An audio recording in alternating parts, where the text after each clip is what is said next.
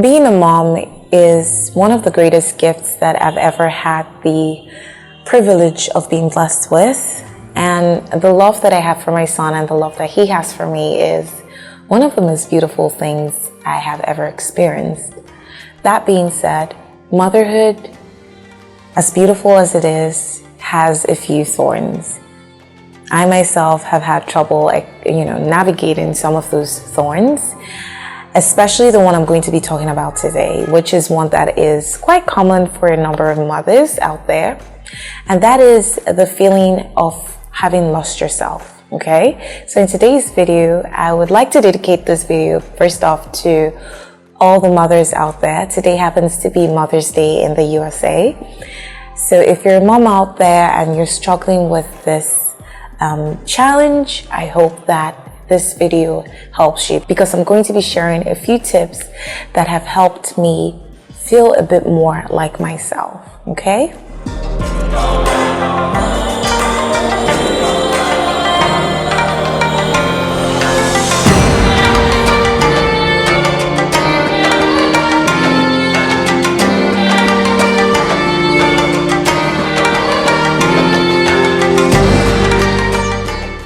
Hi ladies, my name is Kaka Amano. I'm an etiquette and lifestyle educator and a mom. I help women attain femininity by cultivating etiquette, elegance, a good sustainable lifestyle, and virtues. So if that is your cup of tea, then please don't hesitate to subscribe to my channel and turn on the notification bell so that you'll always be notified each time I upload, okay? Something I always heard women say about motherhood is how you lose yourself to motherhood. And, I heard it in all different forms. I heard it in the positive form. I heard it in the negative form. I chose to, adhere to the positive form because I tend to lean more towards positivity. And that is that on the day that you become a mother, two people are born. Your baby and a new you.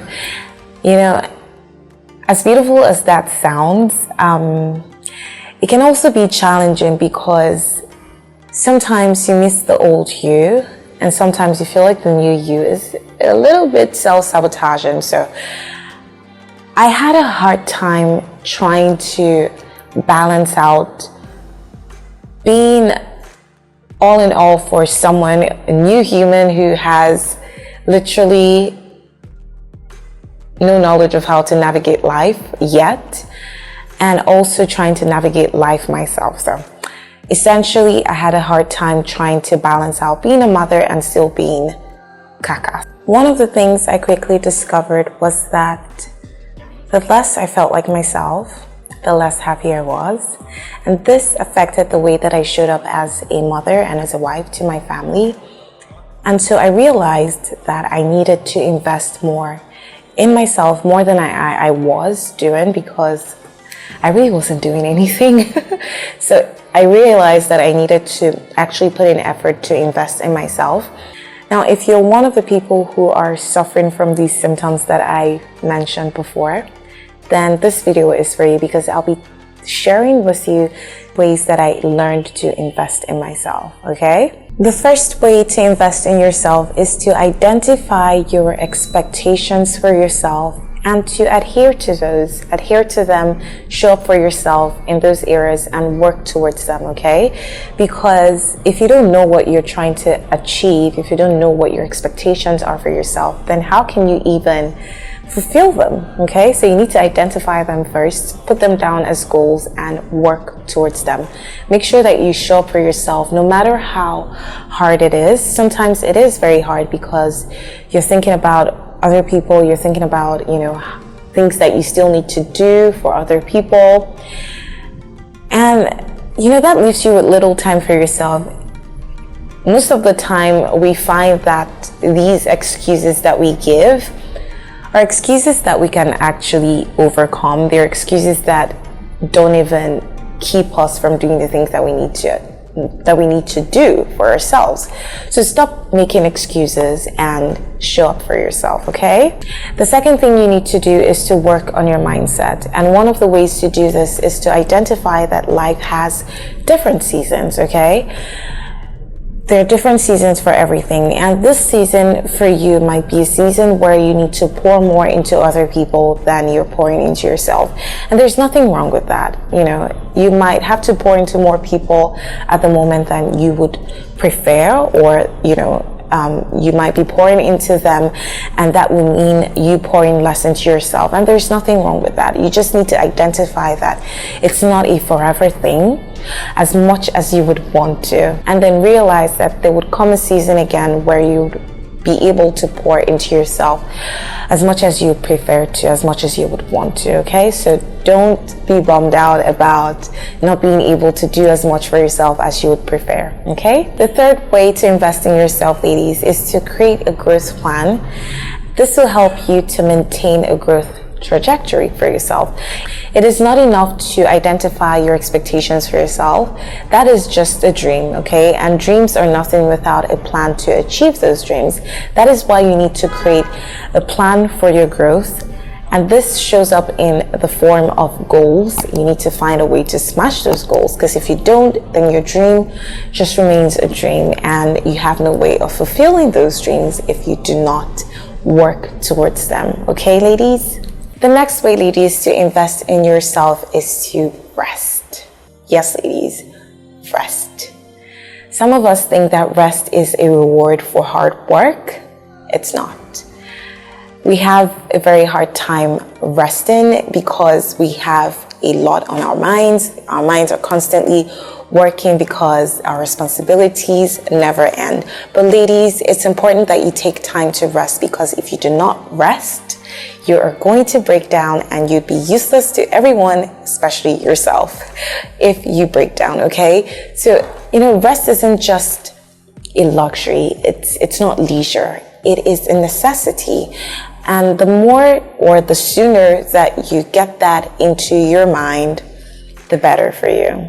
The next way, ladies, to invest in yourself is to maintain a standard for yourself in all areas of your life. So ensure that this standard cuts across all different areas of your life, from your family life to your relationships, to your career, to your home. Everything that you do should maintain the standard. And what is that standard?